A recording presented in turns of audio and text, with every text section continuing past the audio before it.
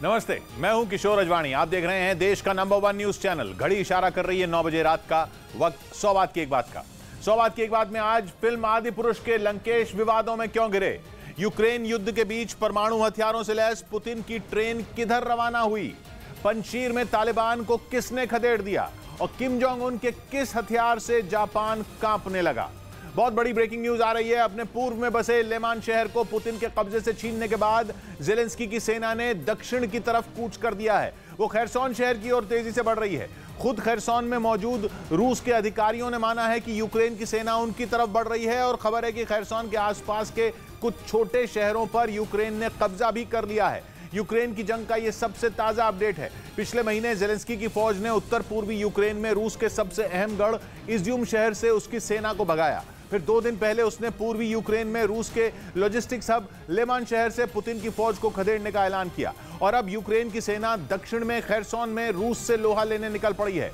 मतलब यूक्रेन की जिन 3 दिशाओं में पुतिन का पलड़ा सबसे भारी था, यूक्रेन की फौज वहीं पुतिन पर सबसे दमदार वार कर रही है। साफ दिख रहा है कि बीच में जो यूक्रेन रूस की ताकतवर फौज और उसके दमदार हथियारों के सामने कमजोर पड़ गया था, वो अब एक्शन में आ गया है। वो पुतिन के कब्जे से अपनी एक एक इंच जमीन वापस लेने के लिए हर कीमत चुकाने को खड़ा हो गया है। और उसी कड़ी में यूक्रेन की सेना का अगला टारगेट है उसके दक्षिण में बसा खैरसोन। खैरसोन वो जगह है जहां रूस की सेना ने सबसे पहले कब्जा जमाया था, इसलिए खैरसोन पर उसकी पकड़ यूक्रेन के दूसरे इलाकों के मुकाबले मजबूत है। लेकिन अगर इसके बावजूद यूक्रेन ने अपना ये इलाका पुतिन से हथिया लिया तो इस जंग में पुतिन की इससे बड़ी बेइज्जती नहीं होगी। खैरसोन से सामने आए एक वीडियो में तो यूक्रेन के सैनिक बम धमाकों में बर्बाद हुई एक इमारत की छत पर अपने देश का झंडा फहराते हुए भी नजर आए। मतलब खैरसोन में जल्द सीन पलटने वाला है। 2 दिन पहले व्लादिमीर जेलेंस्की के पूर्वी यूक्रेन के लेमान शहर पर कब्जे के ऐलान के बाद पुतिन के लिए यह खतरे की बहुत बड़ी घंटी है। सिर्फ इसलिए नहीं क्योंकि वहां सबसे पहले रूस की सेना ने अपने देश का झंडा फहराया था, बल्कि इसलिए भी कि खैरसोन उन 4 इलाकों में शामिल है जहां रेफरेंडम कराकर बीते शुक्रवार को ही पुतिन ने उसे रूस का हिस्सा घोषित कर दिया था। अब अगर उस खैरसोन पर ही फिर से जेलेंस्की का राज हो जाए तो इसका सीधा मतलब ये होगा कि पुतिन के पंजे से रूस की जमीन निकल गई। अब रूस को महान बनाने निकले पुतिन की नाक की इस लड़ाई में उनकी इससे बड़ी चीचा लेदर क्या होगी। वैसे ही यूक्रेन के डोनेस्क के लेमान शहर से रूस का कब्जा छुड़ाने से पहले ही पुतिन की काफी बद पिट चुकी है, क्योंकि रूस ने डोनेस्क में भी रेफरेंडम कराया था और पुतिन ने उसे भी रूस का इलाका होने का ऐलान कर दिया था। यूक्रेन ने उस रेफरेंडम को नहीं माना था, उसे फर्जी बताया था और अब जेलेंस्की बिल्कुल चुन चुन कर उन्हीं इलाकों को पुतिन से छीनने में लगे हैं जिन्हें पुतिन अपना बता चुके हैं। मतलब ये लड़ाई सिर्फ 2 देशों की लड़ाई नहीं है, वो पुतिन वर्सेस जेलेंस्की की निजी लड़ाई की शक्ल तो बहुत पहले ही ले चुकी थी। लेकिन अब वो जंग उस हद तक पहुंच गई है जहां सिर्फ और सिर्फ बदले की आग है। इसलिए पिछले महीने की शुरुआत में ही जेलेंस्की की सेना ने पुतिन की सेना के छक्के जोड़ाने के लिए धुआंधार ऑपरेशन शुरू कर दिया था। उसी का असर लगातार देखने को मिल रहा है। और उस पर भी खैरसोन में प्रशासन चला रहे रूस के अधिकारी कह रहे हैं कि उनकी सेना हमलों से निपटने के लिए ट्रेंचेस खोदकर डिफेंसिव पोजीशन ले चुकी है। अब अगर यूक्रेन के घर में घुसकर हमला करने वाली रूस की सेना ढाल का सहारा लेने लगे तो इसका मतलब एक ही है कि रूस की हालत बहुत खराब है। और ये हाल भी तब है जब कई रक्षा विशेषज्ञ ये कह रहे थे कि पुतिन का फोकस अभी सिर्फ और सिर्फ दक्षिणी यूक्रेन पर है। वो खैरसोन को किसी भी कीमत पर अपनी मुट्ठी से निकलने देना नहीं चाहते। वो वहां अपना किला मजबूत करने में लगे हैं, इसलिए उन्हें डॉनबास और खार्किव में मिलते झटकों की उतनी फिक्र नहीं। लेकिन यूक्रेन की जंग का ये ताजा अपडेट पुतिन के पैरों तले जमीन खिसकाने वाला है। अगर खैरसोन रूस के हाथ से गया तो ये सीधे सीधे पुतिन का प्लान फेल होगा और पुतिन दुनिया के सामने अपनी इतनी बड़ी बेइज्जती तो होने नहीं देंगे। इसलिए यूक्रेन में रूस को मिलती हार जंग खत्म होने का नहीं बल्कि तीसरे विश्व युद्ध का खतरा खड़ा कर रही है। वो दुनिया को परमाणु हमले की आशंका से दहला रही है, क्योंकि युद्ध को अपने हक में बदलने के लिए पुतिन परमाणु हथियार चला सकते हैं। खुद रूस ने इसकी तैयारी का दावा किया है और कहा कि पुतिन की सेना ने कुछ दिन पहले ही परमाणु मिसाइल के हमलों और केमिकल अटैक की ड्रिल की। लेकिन इससे भी बड़े खतरे की बात यह है कि रूस ने यह अभ्यास अपने दुश्मन नेटो की सीमा पर किया। रूस ने बताया कि उसने यह खतरनाक मिलिट्री एक्सरसाइज अपने कलिनिनग्राद प्रांत में की। कलिनिनग्राद रूस की हाइपरसोनिक मिसाइलों और दोहरे इस्तेमाल वाले हथियारों का गोदाम है। कलिनिनग्राद प्रांत रूस से सीधे जुड़ा हुआ नहीं है, बल्कि वो पोलैंड और लिथुआनिया जैसे नेटो देशों के बीच बसा है और रूस ने वहीं अपनी परमाणु बैलिस्टिक मिसाइल इस्कंदर के नकली इलेक्ट्रॉनिक लॉन्च की प्रैक्टिस की। इस बीच खबर है कि रूस के राष्ट्रपति व्लादिमीर पुतिन ने परमाणु हथियारों से लैस एक ट्रेन को यूक्रेन की तरफ रवाना कर दिया। पश्चिमी मीडिया की तरफ से यह दावा किया गया कि यूक्रेन को बर्बाद करने के लिए पुतिन कभी भी परमाणु हथियार चला सकते हैं। और अगर ऐसा हुआ तो यूक्रेन की तबाही तय मानी जा रही है। असल में पिछले 7 महीनों से चल रही इस जंग में यूक्रेन पश्चिमी देशों से मिले हथियारों के दम पर रूसी फौज के सामने खड़ा है। ज़ेलेंस्की की सेना न सिर्फ पुतिन की फौज को मुंहतोड़ जवाब दे रही है, बल्कि कई इलाकों को उसने दोबारा हासिल करने का भी दावा कर दिया है। और यही बात पुतिन को परेशान कर रही है, क्योंकि उसकी लाख धमकियों के बावजूद नाटो देश यूक्रेन को हथियार सप्लाई करना नहीं बंद कर रहे हैं। इसी वजह से पुतिन का गुस्सा 7वें आसमान पर है। वो कई बार न सिर्फ यूक्रेन पर एटम बम गिराने की बात कह चुके हैं, बल्कि वो पश्चिमी देशों को भी अपनी परमाणु मिसाइलों से बर्बाद करने की धमकी दे चुके हैं। क्योंकि पुतिन ये बात अच्छी तरह जानते हैं कि जब तक पश्चिमी देश यूक्रेन की मदद करते रहेंगे, तब तक उनका यूक्रेन पर कब्जा करने का सपना पूरा नहीं हो सकेगा। दावा किया जा रहा है कि इसी वजह से पुतिन ने यूक्रेन की तबाही का नया प्लान तैयार कर लिया। और उसी प्लान के तहत पुतिन यूक्रेन पर एटम बम गिराने की तैयारी में है, जिसका सीधा मतलब यह है कि यूक्रेन की तबाही का काउंटडाउन शुरू हो चुका है। ये दावा इसलिए किया जा रहा है क्योंकि पश्चिमी मीडिया की तरफ से यूक्रेन की ओर बढ़ रही रूस की एक ट्रेन का वीडियो जारी किया गया। उस ट्रेन पर कई बख्तरबंद गाड़ियां और सेना के ट्रक खड़े दिखाई दिए। इसके अलावा ट्रेन पर बड़े बड़े कंटेनर दिखाई दिए, जिनमें परमाणु हथियार रखे जाने का दावा किया जा रहा है। यह भी कहा जा रहा है कि रूस परमाणु परीक्षण करने की तैयारी में है और ट्रेन पर न्यूक्लियर टेस्ट को अंजाम देने वाली तमाम चीजें मौजूद हैं। मतलब यह कि पुतिन यूक्रेन पर परमाणु हमला करने का मन बना चुके हैं। हालांकि एक रोज पहले ही अमेरिका की तरफ से रूस को यह चेतावनी दी गई थी कि अगर उसने जंग में एटम बम का इस्तेमाल किया तो उसे गंभीर परिणाम भुगतने होंगे। और वो रूस के सैन्य ठिकानों को मिसाइल से हमला कर बर्बाद कर देगा। असल में पुतिन और उनके करीबी कई बार पश्चिमी देशों को परमाणु हमले की धमकी दे चुके हैं। कुछ रोज पहले ही पुतिन ने अमेरिका और ब्रिटेन को परमाणु मिसाइलों से निशाना बनाने की धमकी दी थी। उन्होंने चेतावनी दी थी कि वो रूस की सीमाओं को सुरक्षित रखने के लिए न्यूक्लियर हथियार चलाने से भी नहीं चूकेंगे। यही बात पुतिन ने पिछले हफ्ते भी दोहराई, जब उन्होंने यूक्रेन के डोनेस्क, लुहांस्क, जापोरिजिया और खेरसोन पर पूरी तरह कब्जे की घोषणा कर दी। उस दौरान उन्होंने पश्चिमी देशों के खिलाफ नाराजगी जाहिर करते हुए कब्जा किए गए इलाकों की हर हाल में रक्षा करने का ऐलान किया था, जिससे पश्चिमी देश, खासकर अमेरिका, आग बबूला हो गया। पुतिन के इस ऐलान को पश्चिमी देशों ने परमाणु बम की धमकी के तौर पर देखा। इसके बाद अमेरिका के राष्ट्रपति बाइडेन ने रूस को सख्त चेतावनी दी और दो टूक कह दिया कि अमेरिका नेटो देशों के क्षेत्र की एक एक इंच जमीन की रक्षा के लिए पूरी तरह से तैयार खड़ा है।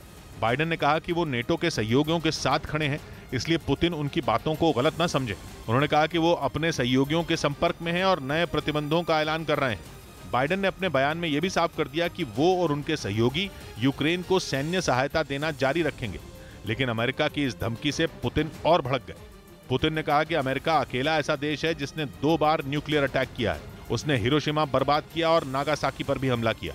असल में दूसरे विश्व युद्ध के दौरान अमेरिका ने जापान के 2 शहरों हिरोशिमा और नागासाकी पर परमाणु बम गिराया था, जिसमें लाखों लोगों की जान चली गई थी और दोनों शहर पूरी तरह तबाह हो गए थे। लेकिन पुतिन के इस बयान ने रूस यूक्रेन युद्ध के तनाव को और बढ़ा दिया।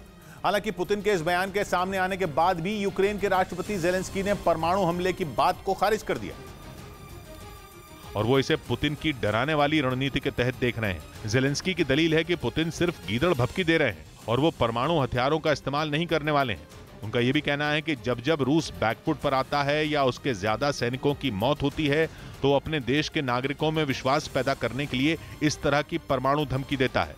यही वजह है कि पुतिन की तमाम धमकियों के बावजूद यूक्रेन रूस से जंग लड़ रहा है और उसके हर हमले का मुंह तोड़ जवाब भी दे रहा है। लेकिन पुतिन की परमाणु धमकी को हल्के में भी नहीं लिया जा सकता और अब तो परमाणु हथियारों से लैस रूस की इस ट्रेन के देखे जाने के बाद पुतिन के खतरनाक इरादे साफ दिखाई पड़ रहे हैं।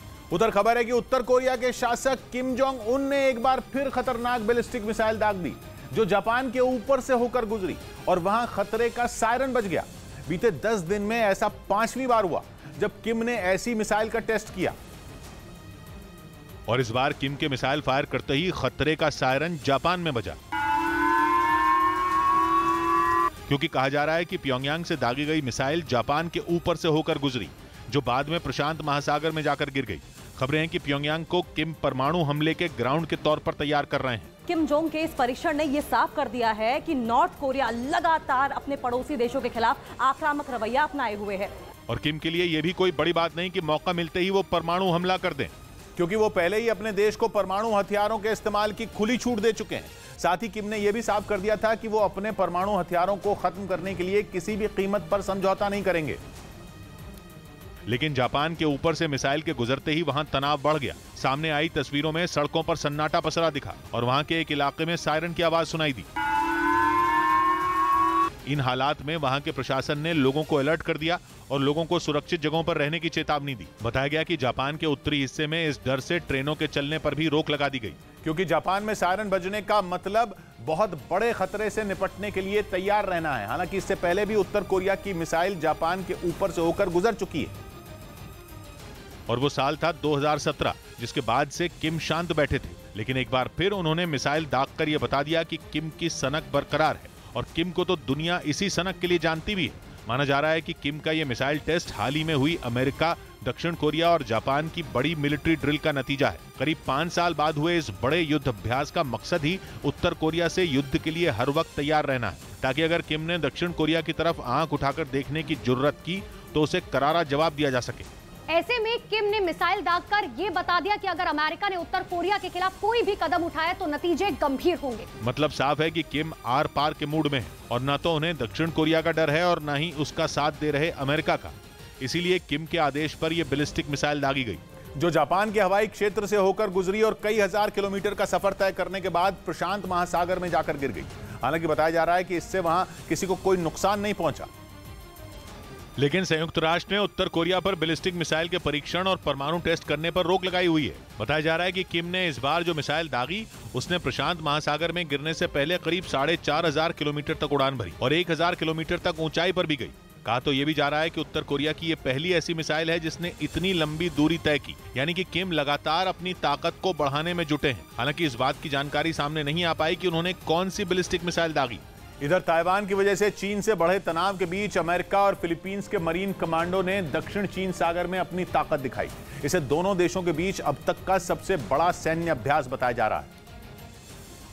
और कहा जा रहा है कि इतनी बड़ी संख्या में अमेरिका और फिलीपींस के मरीन कमांडो को समंदर में देखकर चीन की टेंशन बढ़ गई, क्योंकि चीन अमेरिका और उसके साथी देशों की बात अनसुनी कर लगातार ताइवान को धमकाने में जुटा हुआ है। कहा जा रहा है कि इसी का जवाब देने के लिए दोनों देशों के मरीन कमांडो ने जोरदार अभ्यास किया। बताया गया कि इस सैन्य अभ्यास में दोनों देशों के कुल 2,500 मरीन कमांडो ने हिस्सा लिया, जिसमें अमेरिका के 1,900 जबकि फिलीपींस के 600 मरीन कमांडो शामिल थे। इस सैन्य अभ्यास में अमेरिका का मल्टीपल रॉकेट लॉन्च सिस्टम हाइमार्स भी शामिल किया जाएगा। वही हाइमार्स जो यूक्रेन युद्ध में जेलेंस्की की सेना के लिए संजीवनी साबित हुआ है।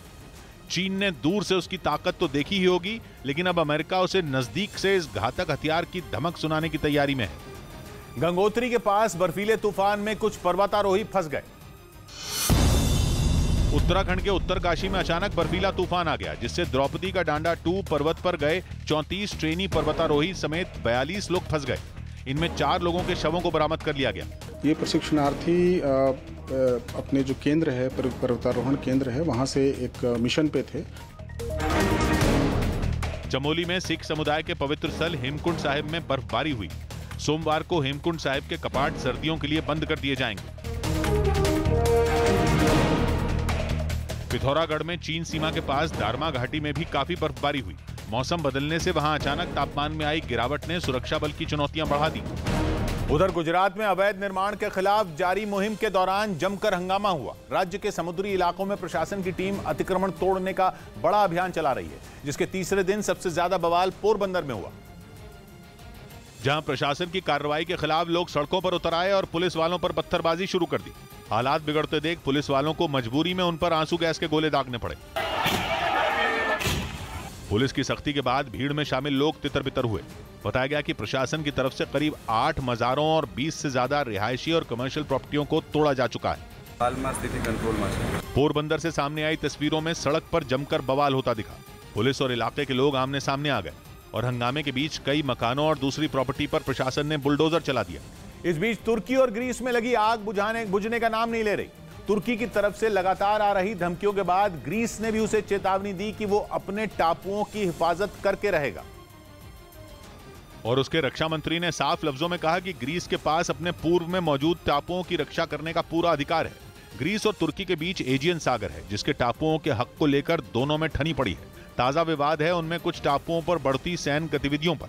तुर्की का आरोप है कि ग्रीस उसके तट के पास मौजूद एजियन सागर के टापुओं पर अपनी सेना की मौजूदगी बढ़ा रहा है, जो कि अंतर्राष्ट्रीय संधियों का उल्लंघन है।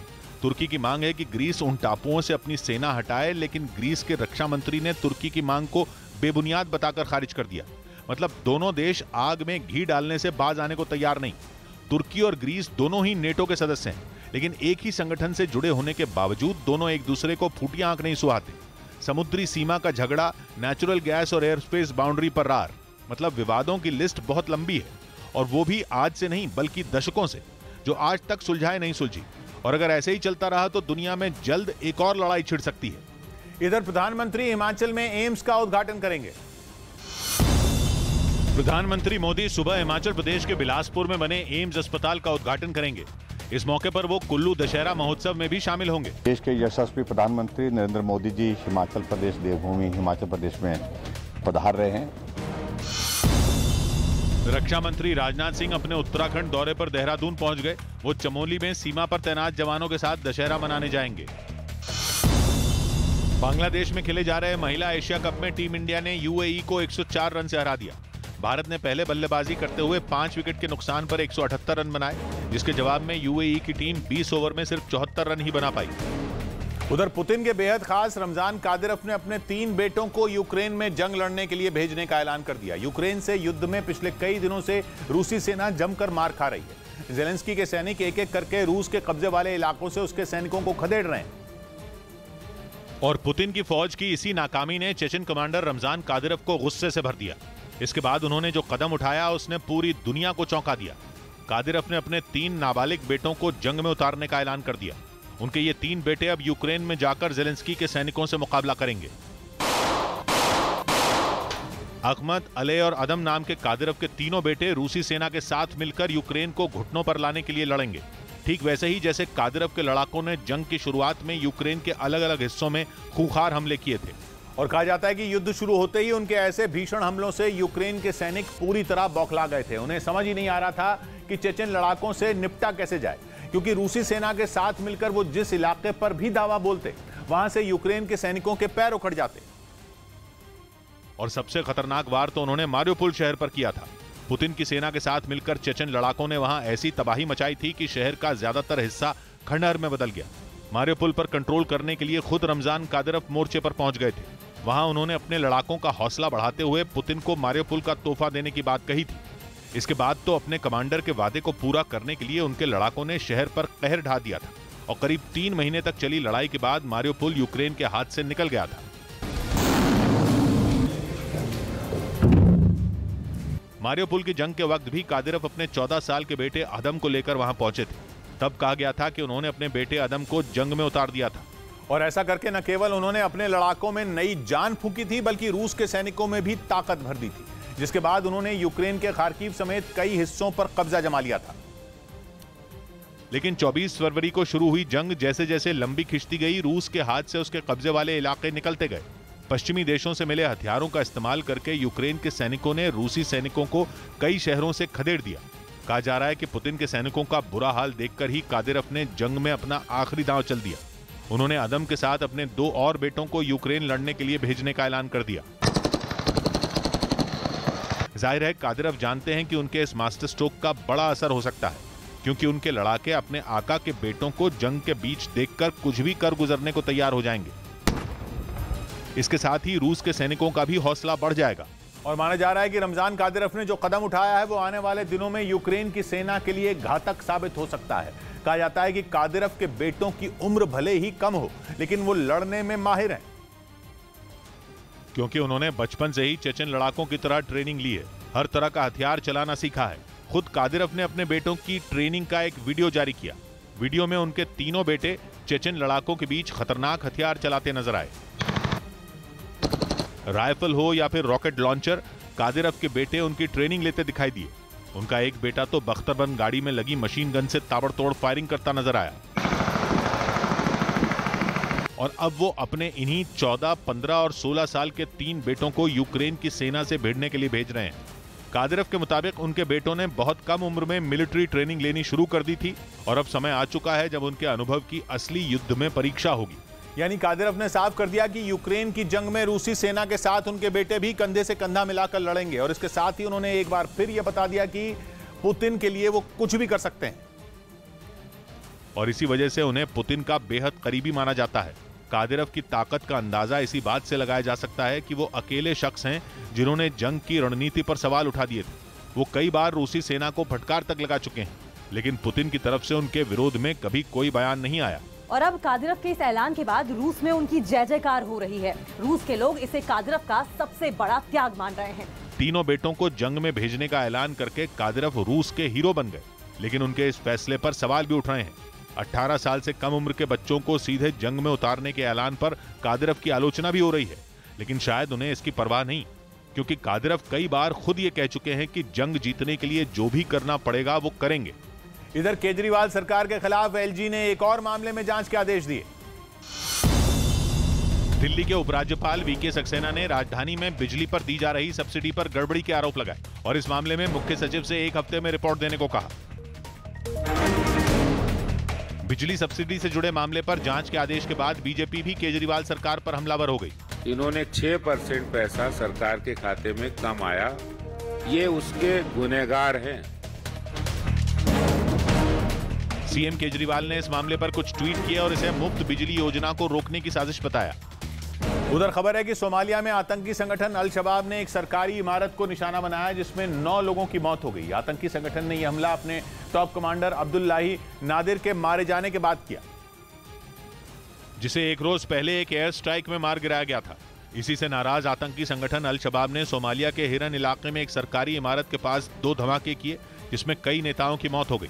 मतलब ये कि अल शबाब ने महज 12 घंटे के अंदर अपने टॉप कमांडर नादिर की मौत का बदला ले लिया। बताया गया कि आतंकियों ने पहला विस्फोट गेट पर किया। इसके कुछ देर बाद वहां एक ट्रक में जोरदार धमाका हुआ, जिससे पूरा इलाका दहल गया। अमेरिका ने अब्दुल्लाही पर $3 मिलियन अमेरिकी डॉलर यानी भारतीय रुपयों में 24 करोड़ का इनाम घोषित किया था। आरोप है कि सोमालिया में हुए कई हमलों के पीछे अब्दुल्लाही का दिमाग था। हाल ही में राजधानी मोगादिशु में एक होटल में हमला किया गया था, जिसमें 20 लोग मारे गए थे। इसी के बाद राष्ट्रपति हसन शेख ने अल शबाब के आतंकियों के खिलाफ मोर्चा खोल दिया था। इधर अमित शाह ने वैष्णो देवी में पूजा की। जम्मू कश्मीर दौरे पर गए गृह मंत्री अमित शाह ने वैष्णो देवी मंदिर में दर्शन किए। इसके बाद उन्होंने राजौरी में एक जनसभा में भी हिस्सा लिया। उन लोगों को जवाब है जो कहते थे धारा 370 जाएगी तो खून की नदियां बह जाएगी। दिल्ली के टैगोर गार्डन इलाके में पुलिस ने एक गोदाम पर छापेमारी की और वहां से करीब 300 किलोग्राम पटाखे जब्त कर लिए। बैन के बावजूद पटाखे रखने और बेचने के आरोप में पुलिस ने वहां से एक आदमी को गिरफ्तार कर लिया। महाराष्ट्र के शिरडी में साईं बाबा के मंदिर में 3 दिनों तक चलने वाला विजयदशमी उत्सव शुरू हो गया।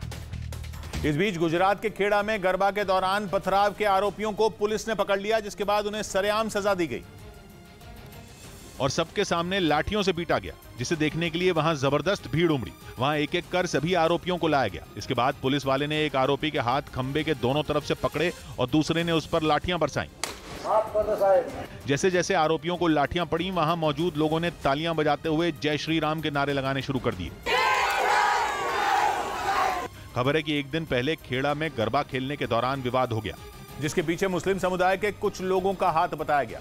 आरोप है कि इन लोगों ने गरबा खेल रहे लोगों को भगाने की कोशिश की, जिसके बाद मुस्लिम समुदाय के कुछ लोगों का गरबा कर रहे हिंदुओं से विवाद हो गया, जो इतना बढ़ा कि वहां पत्थरबाजी शुरू हो गई। वो लोग माने नहीं और उनके साथ झगड़ा करने लगे और फिर थोड़े दूर जाके पत्थर मारा स्टार्ट किया। इस पथराव के दौरान कई लोगों को चोटें भी आईं, जिनको अस्पताल में भर्ती कराना पड़ा। वहीं आसपास खड़ी कारों के शीशे भी चकनाचूर हो गए, जिससे हिंदू पक्ष के लोगों में जबरदस्त गुस्सा था। हालांकि पुलिस ने उनकी शिकायत पर पथराव करने वाले आरोपियों को हिरासत में लिया और उनकी बीच सड़क पर डंडों से पिटाई की। तब कहीं जाकर मामला शांत हुआ। उधर गुजरात के सूरत में गरबा कार्यक्रम में मुस्लिम बाउंसर रखने पर बवाल हो गया। आरोप है कि बजरंग दल के कार्यकर्ताओं ने बाउंसरों से मारपीट की, जिसके बाद वो भागकर जान बचाते दिखे। गरबा कार्यक्रम के दौरान अचानक शुरू हुए बवाल से वहां अफरा तफरी का माहौल बन गया। हंगामे के बीच कुछ लोग इधर उधर भागते दिखाई दिए। बताया जा रहा है कि गरबा कार्यक्रम के दौरान बजरंग दल के कुछ कार्यकर्ताओं को मुस्लिम बाउंसरों के होने की जानकारी मिली थी, जिसके बाद उन्होंने हंगामा शुरू कर दिया। आरोप है कि बहस करने के बाद बजरंग दल के कार्यकर्ताओं ने बाउंसरों पर हमला किया, जिसमें 2 को चोट आई। घायल हुए बाउंसरों को तुरंत एम्बुलेंस से अस्पताल पहुंचाया गया। घटना की जानकारी मिलने पर पहुंची पुलिस मामले की जांच में जुट गई। इधर चुनाव आयोग राजनीतिक दलों के लिए नया नियम लागू करने वाला है। गुजरात और हिमाचल प्रदेश में होने वाले विधानसभा चुनाव से पहले चुनाव आयोग ने एक नई पहल की। इसके तहत वो चुनावी वादों पर लगाम लगाने के मकसद से एक नया फॉर्म जारी करने की तैयारी में, जिसमें सभी राजनीतिक दलों को ये फॉर्म भरना होगा और बताना होगा कि अपने चुनावी वादे को पूरा करने के लिए वो पैसे कहां से लाएंगे। आयोग ने तमाम राजनीतिक दलों से इस पर राय मांगी और उनसे 19 अक्टूबर तक जवाब देने को कहा। पंजाब के गुरदासपुर में सीमा के पास फिर ड्रोन दिखा, जिसके बाद बीएसएफ के जवानों ने उस पर फायरिंग की। इसके बाद वहां सर्च ऑपरेशन भी चलाया गया। इलाके में पुलिस के साथ तलाशी अभियान चलाया जा रहा है। रेस्ट ऑफ इंडिया टीम ने सौराष्ट्र को हराकर ईरानी ट्रॉफी जीत ली। राजकोट में खेले गए इस मुकाबले में सौराष्ट्र की टीम दूसरी पारी में 380 रन पर ढेर हो गई। इसके बाद रेस्ट ऑफ इंडिया टीम को आखिरी पारी में जीत के लिए 150 रनों का लक्ष्य मिला, जिसे उसने 2 विकेट खोकर हासिल कर लिया। इस बीच नॉर्थ स्ट्रीम पाइपलाइन पर हुए हमले ने ब्रिटेन को भी हिलाकर रख दिया। ब्रिटेन की रॉयल नेवी अब गैस पाइपलाइन की सुरक्षा के लिए पहुंच रही है। ब्रिटेन के साथ नॉर्वे की नौसेना भी नॉर्थ स्ट्रीम पाइपलाइन की सुरक्षा में तैनात होगी, क्योंकि यूरोप मान रहा है कि पाइपलाइन पर हमला खुद पुतिन ने करवाया था, जिसके लिए उन्होंने अपने सबसे खतरनाक कमांडो भेजे थे। फ्रॉगमैन के नाम से मशहूर पुतिन के ये कमांडो बेहद खास हैं। इन्हें फ्रॉगमैन इसलिए कहा जाता है क्योंकि ये घंटों तक पानी के नीचे रह सकते हैं। इनकी कुछ तस्वीरें भी सोशल मीडिया पर डाली गई, जिनमें ये कमांडो काले स्विम सूट में दिख रहे हैं। सी डाइविंग के सारे उपकरणों के अलावा इनके पास खतरनाक हथियार भी रहते हैं। ऐसी बंदूकें जिनसे करीब 5 इंच की गोली चलाई जा सकती है, वो भी स्टील की गोली। इसे अंडर वाटर गन कहा जाता है। ये गोलियां इतनी खतरनाक हैं कि इंसान का जिस्म तो क्या, लोहे को भी भेद कर पार हो सकती हैं। दावा तो यह है कि पुतिन की ये फौज मुश्किल से मुश्किल मिशन को अंजाम दे सकती है, बल्कि जहां मुश्किलें ज्यादा होती हैं वहीं इस ब्रिगेड को तैनात किया जाता है। चुपचाप काम करने में ये कमांडो बेजोड़ हैं।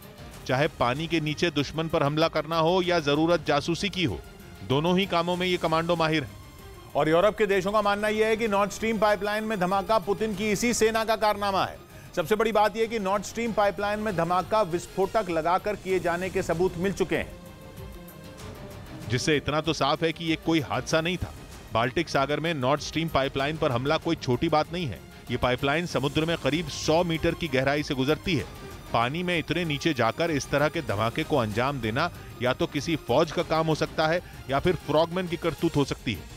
पुतिन के फ्रॉगमैन किसी नाव या जहाज ही नहीं, सबमरीन के जरिए भी समुद्र में भेजे जा सकते हैं। सबमरीन से खास तरह के टॉर्पीडो के जरिए इन्हें समुद्र में काफी दूर तक पहुंचाया जा सकता है, जहां से आसानी से मिशन को अंजाम देकर ये सुरक्षित लौट पाएं।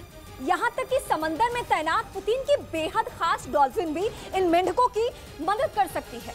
ये कमांडो खास तौर पर डॉल्फिन दस्ते को काबू करने के लिए ट्रेन किए जाते हैं। मतलब ये कि पुतिन के मेंढक जैसे कमांडो ना हो तो नॉर्थ स्ट्रीम पर हमला मुमकिन ही नहीं लगता। लेकिन फ्रॉगमैन ब्रिगेड का नाम आते ही नॉर्थ स्ट्रीम पाइपलाइन पर हमला बाएं हाथ का खेल लगने लगता है। यही वजह है कि यूरोप के देश हमले के लिए पुतिन को ही कसूरवार मान रहे हैं। इसलिए अब नॉर्थ स्ट्रीम गैस पाइपलाइन की सुरक्षा के लिए यूरोप की कई ताकतें लग गई हैं। सबको लगने लगा है कि पुतिन अब यूरोप के खिलाफ एनर्जी वॉर छेड़ चुके हैं और नॉर्थ स्ट्रीम पर हमला उस दिशा में पहला कदम है, जिसका जवाब देने के लिए बाल्टिक सागर में नॉर्वे और ब्रिटेन की नेवी पहुंच रही है। नॉर्थ स्ट्रीम पाइपलाइन की सुरक्षा के लिए दोनों देशों की नौसेना को तैनात किया जाएगा। लेकिन 1200 किलोमीटर से भी ज्यादा लंबी पाइपलाइन की सुरक्षा कोई आसान काम नहीं है। इतनी दूरी तक फैली पाइपलाइन की सुरक्षा करने में एक देश की पूरी नौसेना भी कम पड़ सकती है। लेकिन नॉर्थ स्ट्रीम की सुरक्षा के लिए यूरोप की बड़ी ताकतों का आगे आना बड़ा संकेत जरूर है। ऐसी पाइपलाइन जिससे रत्ती भर भी गैस यूरोप को नहीं मिलती है, लेकिन यूरोप इसकी हिफाजत क्यों करना चाहता है? इस जंग से पहले तक माना जाता था कि नॉर्थ स्ट्रीम पाइपलाइन के जरिए यूरोप को गैस बेचकर रूस मालामाल हो रहा है। लेकिन जंग के बाद के हालात से साफ हो गया कि ये पाइपलाइन पुतिन से ज्यादा यूरोप की कमजोरी है। सवाल यह भी है कि नॉर्थ स्ट्रीम की सुरक्षा आखिर यूरोप क्यों करना चाहता है। एक तरफ यूरोप रूस की गैस से तौबा कर रहा है, दूसरी तरफ रूस से आने वाली पाइपलाइन को बचाने में लगा है। इसीलिए सवाल उठ रहा है कि अगर यूरोप को रूस की गैस से दूरी ही बनानी है तो फिर पाइपलाइन की सुरक्षा की जरूरत क्यों है। और उससे भी बड़ी बात यह कि पुतिन नॉर्थ स्ट्रीम पाइपलाइन को नुकसान पहुंचाकर यूरोप को दबाव में क्यों डालना चाहते हैं। इधर शेयर बाजार बढ़त के साथ बंद हुआ। शेयर बाजार में ज्यादातर सेक्टरों के शेयरों में तेजी रही। इससे सेंसेक्स 1277 अंक उछलकर 58,065 पर बंद हुआ, जबकि निफ्टी 387 अंक चढ़कर 17,274 पर पहुंच गया। जमीन घोटाला मामले में मुंबई की विशेष अदालत ने शिवसेना सांसद संजय राउत की न्यायिक हिरासत सोमवार तक बढ़ा दी। इसी दिन उनकी जमानत याचिका पर भी सुनवाई होगी। यूपी के अमेठी में प्रशासन ने गो तस्करी के एक आरोपी की 65 लाख से ज्यादा की अवैध संपत्ति को जब्त कर लिया। उधर खबर है कि अफगानिस्तान में सत्ता में काबिज तालिबान के कब्जे से एक अहम जिला निकल गया। यह दावा एनआरएफ यानी नेशनल रेजिस्टेंस फ्रंट की तरफ से किया गया, जो अफगानिस्तान से अमेरिका की सेना की वापसी के बाद से लगातार आजादी की लड़ाई लड़ रहा है और पंजशीर को आजाद कराने में जुटा है। एनआरएफ के लड़ाकों का दावा है कि उन्होंने तालिबान को बड़ा झटका दिया है और पहली बार उनके कब्जे से अफगानिस्तान के एक अहम जिले को आजाद करा लिया गया है। जिस जिले को तालिबान से मुक्ति दिलाने का दावा एनआरएफ ने किया वो है शिकी। शिकी बदख्शान प्रांत का हिस्सा है जिसकी सीमा ताजिकिस्तान से लगती है और उसकी आजादी को अहम इसलिए माना जा रहा है क्योंकि पंजशीर घाटी के लिए एनआरएफ के लड़ाकों की सप्लाई इसी रास्ते से होती है। ऐसे में पंजशीर की लड़ाई में एनआरएफ के लिए तालिबान के लड़ाकों को जवाब देने का रास्ता आसान हो जाएगा। लेकिन इसी के साथ पंजशीर को पाने की लड़ाई खत्म नहीं हुई। पंजशीर अफगानिस्तान का एक ऐसा हिस्सा है जहां पर अमेरिका और सोवियत संघ के दौर की सेनाएं भी अपने पांव नहीं जमा पाईं, क्योंकि पंजशीर की दूरी काबुल से बहुत ज्यादा नहीं है।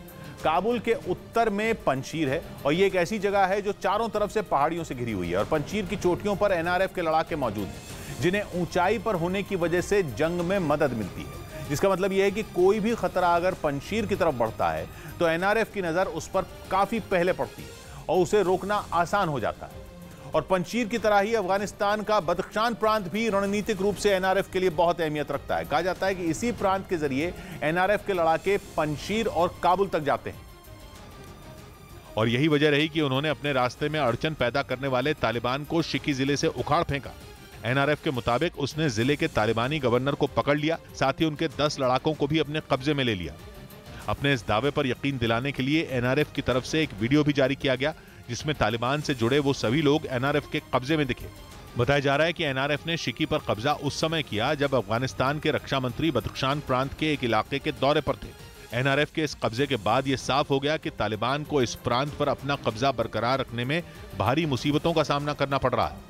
इधर गुजरात यूनिवर्सिटी को बड़ी सौगात मिली। राष्ट्रपति द्रौपदी मुर्मू ने अहमदाबाद की गुजरात यूनिवर्सिटी में कई योजनाओं का शिलान्यास किया। इस दौरान सीएम भूपेंद्र पटेल भी वहां मौजूद रहे। केंद्रीय मंत्री अश्विनी वैष्णव दिल्ली में चल रहे इंडिया मोबाइल कांग्रेस में शामिल हुए। इस दौरान उन्होंने देश में बने मोबाइल फोन की मजबूती को परखा। उन्होंने एक मोबाइल को जमीन पर गिराया लेकिन उसे कोई नुकसान नहीं पहुंचा। ये मोबाइल मेक इन इंडिया योजना के तहत बनाया गया था। ऑस्ट्रेलिया में होने वाले T20 क्रिकेट वर्ल्ड कप के लिए अंपायरों के नाम का ऐलान कर दिया गया, जिनमें भारत के नितिन मेनन का नाम भी शामिल है। उधर यूरेशियन टाइम्स नाम की एक वेबसाइट ने दावा किया कि दक्षिण कोरिया यूक्रेन को कई तरह के हथियार देने वाला है। बताया जा रहा है कि जो हथियार जेलेंस्की की फौज को मिलेंगे उनका खर्च अमेरिका उठाएगा। यानी अमेरिका अब खुले तौर पर यूक्रेन की मदद के लिए आगे आ गया है। बताया जा रहा है कि दक्षिण कोरिया यूक्रेन को मैन पैड्स यानी man portable air defence systems देगा। यही नहीं, दक्षिण कोरिया यूक्रेन को कई दूसरे हथियारों के साथ गोला बारूद और तोप भी देने की तैयारी में है। लेकिन बड़े पैमाने पर अभी जेलेंस्की की सेना को घातक मैन पैड्स दिए जाएंगे। हालांकि यूक्रेन की फौज पहले ही इनका इस्तेमाल कर रही है, लेकिन खबर है कि उसके पास इनकी कमी हो गई है। इसी कमी को पूरा करने के लिए यूक्रेन के राष्ट्रपति जेलेंस्की ने दक्षिण कोरिया से इनकी मांग की थी। In man portable air defence systems को काफी घातक माना जाता है और इसीलिए कहा जा रहा है कि रूस के हवाई हमलों से बचाने के लिए ये काफी कारगर साबित होंगे, क्योंकि ये कम ऊंचाई पर उड़ने वाले लड़ाकू विमानों को पल भर में ढेर कर सकते हैं। यही नहीं, रेडार सिस्टम को चकमा देने वाले विमान भी इसके वार से नहीं बच पाते। बताया जा रहा है कि रूस लगातार आसमानी हमलों से यूक्रेन को नुकसान पहुंचा रहा है। ऐसे में अब जब जेलेंस्की की सेना को भारी संख्या में ये मिसाइल सिस्टम मिलने जा रहे हैं तो यूक्रेन के सैनिकों का जोश भी बढ़ गया है, क्योंकि इसके जरिए रूस पर वो ताबड़तोड़ हमले कर पाएंगे। मैनपैड्स ड्रोन और क्रूज मिसाइलों को भी तबाह करने की ताकत रखते हैं, लेकिन ये पहला मौका नहीं है जब यूक्रेन को ये मिसाइल सिस्टम मिल रहे हों। जंग की शुरुआत से कई पश्चिमी देश यूक्रेन को ये मिसाइल सिस्टम सप्लाई कर चुके हैं, जिनके बल पर जेलेंस्की के सैनिक रूस को मुंहतोड़ जवाब देते आए हैं। दक्षिण कोरिया से यूक्रेन ने इसके अलावा सतह से हवा में मार करने वाली मिसाइलों की भी मांग की है। इस बीच पश्चिमी मीडिया ने दावा किया कि यूरोप के देश चेक रिपब्लिक में लोगों ने यूक्रेन को टैंक देने के लिए पैसे जुटाए। बताया गया कि यूक्रेन की मदद के लिए पैसे इकट्ठा करना एक अभियान चलाया गया, जिसमें लोगों ने बढ़ चढ़कर मदद की। जंग की शुरुआत से रूस का विरोध करने वाले चेक रिपब्लिक के लोगों ने काफी पैसे दान किए। इस अभियान में वहां के 11,288 लोगों ने हिस्सा लिया और कुल $13 लाख यानी भारतीय रुपयों में 10 करोड़ से ज्यादा यूक्रेन की मदद के लिए दिए। बताया जा रहा है कि इन पैसों से एक आधुनिक T-72 टैंक खरीदा जाएगा। टैंक को जल्द खरीदकर यूक्रेन भेजने की तैयारी की जा रही है। खबर है कि विरोध जताने के लिए टैंक को 7 अक्टूबर को पुतिन के जन्मदिन के मौके पर यूक्रेन भेजा जा सकता है। जानकारी के मुताबिक चेक गणराज्य पहला ऐसा देश है जहां पर आम लोगों ने यूक्रेन की मदद के लिए पैसे जुटाए हों। इधर महाराष्ट्र के पूर्व मंत्री अनिल देशमुख को बॉम्बे हाईकोर्ट से राहत मिल गई। अवैध वसूली मामले में घिरे महाराष्ट्र के पूर्व गृह मंत्री अनिल देशमुख को बॉम्बे हाईकोर्ट से जमानत मिल गई। दिल्ली की पटियाला हाउस कोर्ट ने गिरफ्त में आए पीएफआई के 4 सदस्यों को 3 दिन की पुलिस हिरासत में भेज दिया। गृह मंत्री अमित शाह और उत्तराखंड के सीएम पुष्कर सिंह धामी ने उत्तरकाशी में बर्फीले तूफान से हुए हादसे पर दुख जताया। उधर राष्ट्रीय स्तर पर चुनाव लड़ने के ऐलान से पहले ही टीआरएस यानी तेलंगाना राष्ट्र समिति के कार्यकर्ताओं ने जश्न मनाना शुरू कर दिया। इसी कड़ी में तेलंगाना के वरंगल में पार्टी के एक नेता मजदूरों को शराब और चिकन बांटते नजर आए, जिसके लिए वरंगल में भीड़ उमड़ पड़ी। वहां से आए एक वीडियो में टीआरएस के एक नेता राजनला श्रीहरि मजदूरों को शराब की बोतलें और जिंदा मुर्गे बांटते दिखे।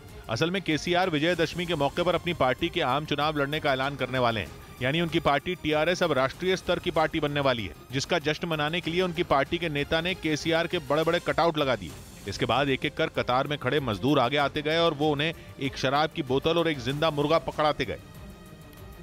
ब्रेकिंग न्यूज आ रही है उत्तराखंड से। वहां पौड़ी जिले में बारातियों से भरी एक बस बेकाबू होकर खाई में गिर गई, जिसमें 30 से ज्यादा लोगों की मौत की खबर है। बताया जा रहा है कि बस लाल ढांग से काड़ा तल्ला जा रही थी और उसमें 45 लोग सवार थे, लेकिन इस दौरान बस खाई में गिर गई। इस हादसे के बाद वहां हाहाकार मच गया। फौरन वहां लोगों की भीड़ जुट गई। सूचना पर पुलिस और प्रशासन के अधिकारी भी पहुंच गए। लोगों को निकालने के लिए वहां रेस्क्यू ऑपरेशन चला जा रहा है, लेकिन अंधेरा होने की वजह से उसमें दिक्कत आ रही है।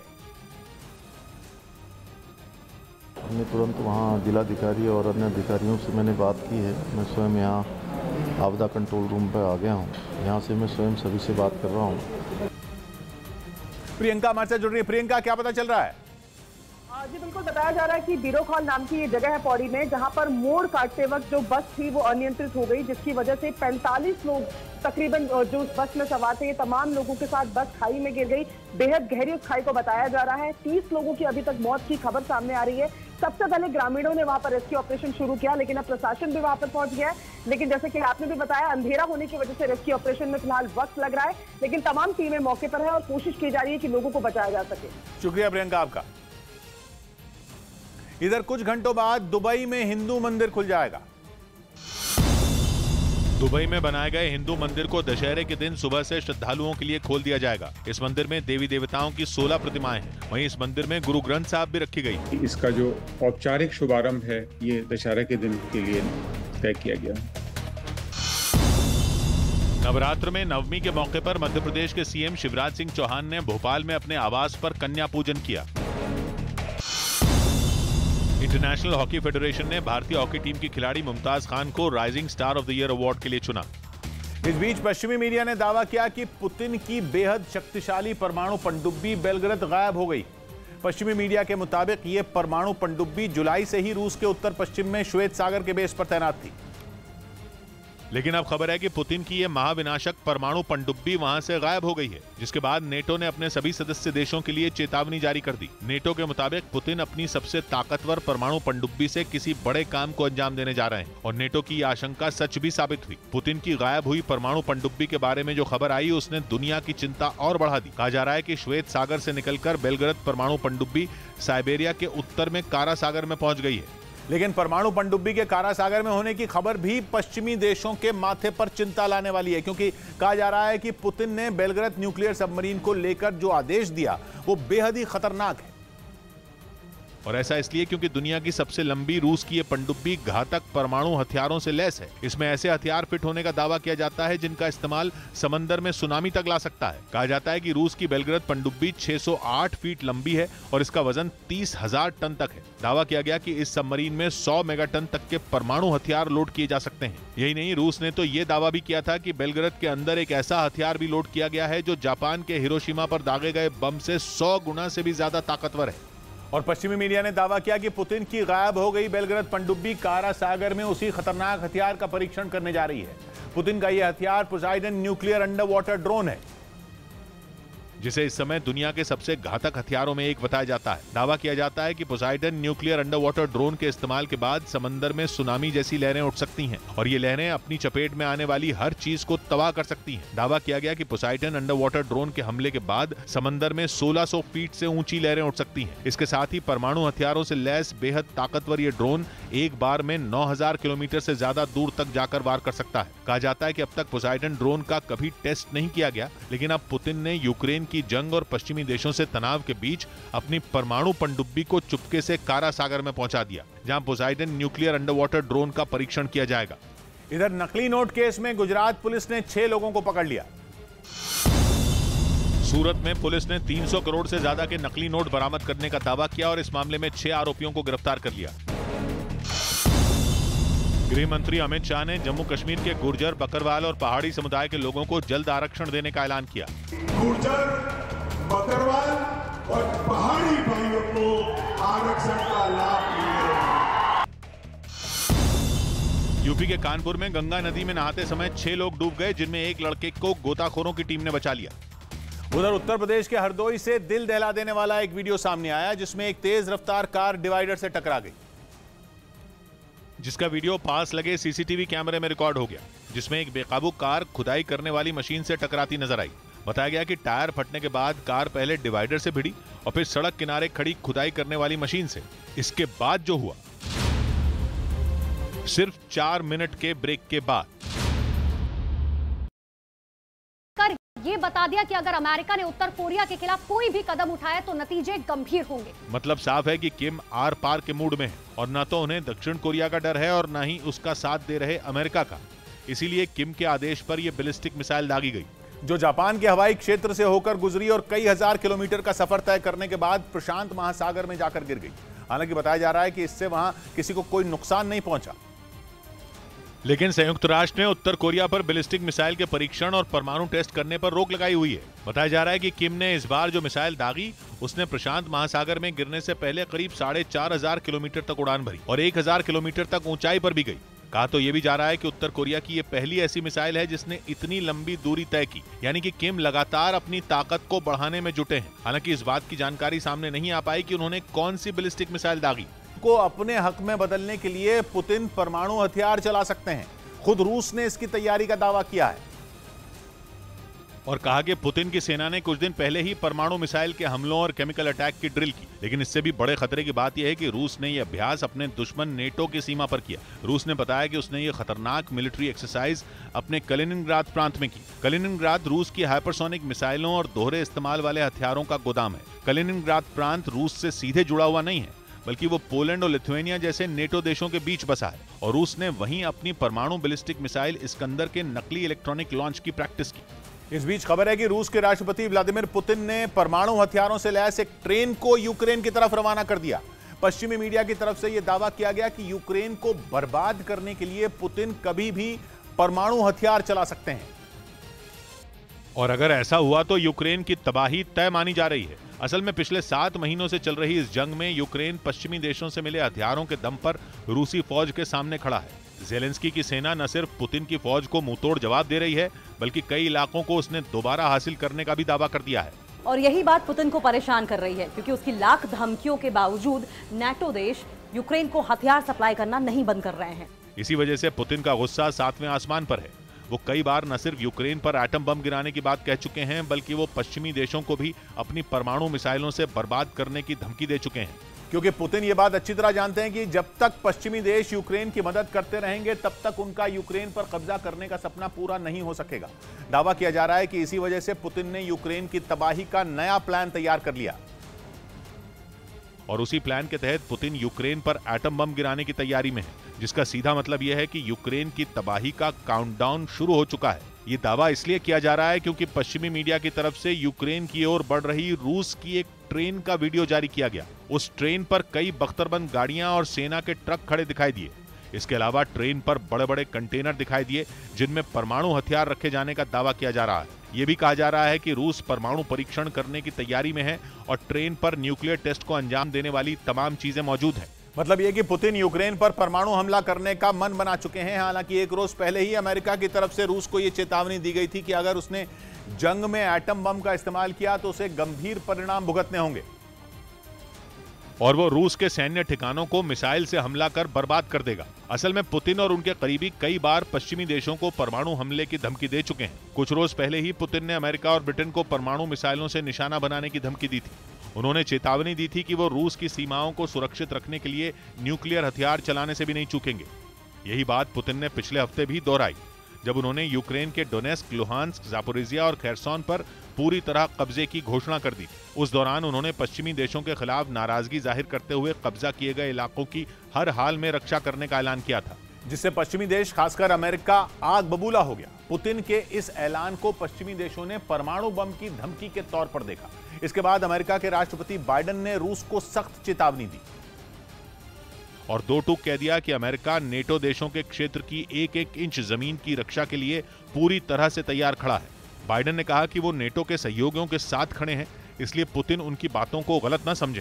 उन्होंने कहा कि वो अपने सहयोगियों के संपर्क में हैं और नए प्रतिबंधों का ऐलान कर रहे हैं। बाइडेन ने अपने बयान में यह भी साफ कर दिया कि वो और उनके सहयोगी यूक्रेन को सैन्य सहायता देना जारी रखेंगे। लेकिन अमेरिका की इस धमकी से पुतिन और भड़क गए। पुतिन ने कहा कि अमेरिका अकेला ऐसा देश है जिसने 2 बार न्यूक्लियर अटैक किया है। उसने हिरोशिमा बर्बाद किया और नागासाकी पर भी हमला किया। असल में दूसरे विश्व युद्ध के दौरान अमेरिका ने जापान के 2 शहरों हिरोशिमा और नागासाकी पर परमाणु बम गिराया था, जिसमें लाखों लोगों की जान चली गई थी और दोनों शहर पूरी तरह तबाह हो गए थे। लेकिन पुतिन के इस बयान ने रूस यूक्रेन युद्ध के तनाव को और बढ़ा दिया।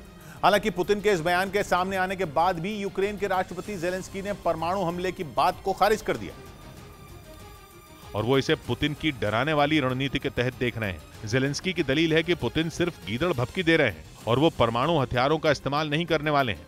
उनका यह भी कहना है कि जब जब रूस बैकफुट पर आता है या उसके ज्यादा सैनिकों की मौत होती है तो अपने देश के आज तक को पछाड़ न्यूज़ 18 इंडिया बना भारत का नंबर 1 न्यूज चैनल। देखते रहिए न्यूज़ 18 इंडिया। उत्तर प्रदेश के हरदोई से दिल दहला देने वाला एक वीडियो सामने आया जिसमें एक तेज रफ्तार कार डिवाइडर से टकरा गई, जिसका वीडियो पास लगे सीसीटीवी कैमरे में रिकॉर्ड हो गया, जिसमें एक बेकाबू कार खुदाई करने वाली मशीन से टकराती नजर आई। बताया गया कि टायर फटने के बाद कार पहले डिवाइडर से भिड़ी और फिर सड़क किनारे खड़ी खुदाई करने वाली मशीन से। इसके बाद जो हुआ, जिसके बाद वहां मौजूद लोग फौरन कार में सवार बैंक अधिकारी की मदद के लिए दौड़ पड़े। टक्कर कितनी जबरदस्त रही होगी इसका अंदाजा इसी बात से लगाया जा सकता है कि बैंक अधिकारी को निकालने के लिए गाड़ी का दरवाजा काटना पड़ा। एक तेज कार आ रही थी और उसका टायर फटने से वो डिवाइडर टकरा गई है। घायल अधिकारी को तुरंत अस्पताल पहुंचाया गया, लेकिन तब तक वो दम तोड़ चुके थे। उधर अमेरिका और चीन में चल रही हाई टेंशन के बीच अमेरिका ने अपना सबसे बड़ा प्लान तैयार कर लिया है। ऐसा प्लान जिसकी महज तैयारी ने चीन के पसीने छुड़ा दिए। इसके लिए अमेरिका अपने गुआम मिलिट्री बेस पर उस हथियार का नेटवर्क बनाने जा रहा है जिससे चीन थर-थर कांपता है। यह हथियार है अमेरिका का बेहद ताकतवर third anti ballistic missile defence system, जिसके मिसाइल लॉन्चर और रडार अमेरिका गुआम बेस के आसपास मौजूद छोटे छोटे टापुओं के चप्पे चप्पे पर तैनात करना चाहता है, जबकि अभी अमेरिका के सभी हथियार और जरूरी साजो सामान एक ही साइट पर हैं। अमेरिका का जमीन से हवा में निशाना साधने वाले जिस थर्ड यानी terminal high altitude area defence missile launcher से चीन के पर कतरने का प्लान है, वो शॉर्ट और मीडियम रेंज की बैलिस्टिक मिसाइलों का काल है।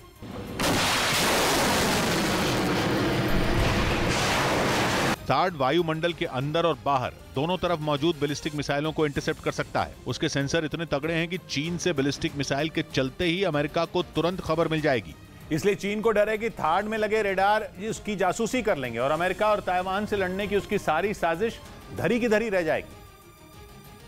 यही वजह है कि चीन अमेरिका के थर्ड को अपने लिए बहुत बड़ा खतरा मानता है। अमेरिका ये बात जानता है, इसलिए वो गुआम के आसपास भी थर्ड का नेटवर्क बनाना चाहता है ताकि आए दिन धमकी देने वाला चीन अपनी जुबान को लगाम दे और अमेरिका पर वार करने से पहले 1000 बार सोचे। पश्चिमी प्रशांत महासागर में गुआम टापू है जो कि अमेरिका का हिस्सा है। वहाँ पर अमेरिका की सेना का बहुत बड़ा अड्डा है। अमेरिकी जमीन पर मौजूद सभी मिलिट्री बेस में गुआम ही चीन के सबसे करीब है। वो चीन के शंघाई से 2897 किलोमीटर की दूरी पर है, इसलिए चीन और अमेरिका की जंग में गुआम बेस चीन का सबसे पहला टारगेट होगा। वो चीन के रास्ते का सबसे बड़ा रोड़ा है। गुआम में पहले ही अमेरिका के एक से बढ़कर एक हथियार तैनात है, इसलिए चीन की कोशिश उसे अपने रास्ते से हटाने की है। लेकिन अब अगर अमेरिका गुआम के इर्द गिर्द भी थर्ड डिफेंस सिस्टम का जाल बिछा देगा तो चीन पर तो मुसीबतों का पहाड़ टूट पड़ेगा। इधर बिहार में होने वाले निकाय चुनाव पर रोक लग गई।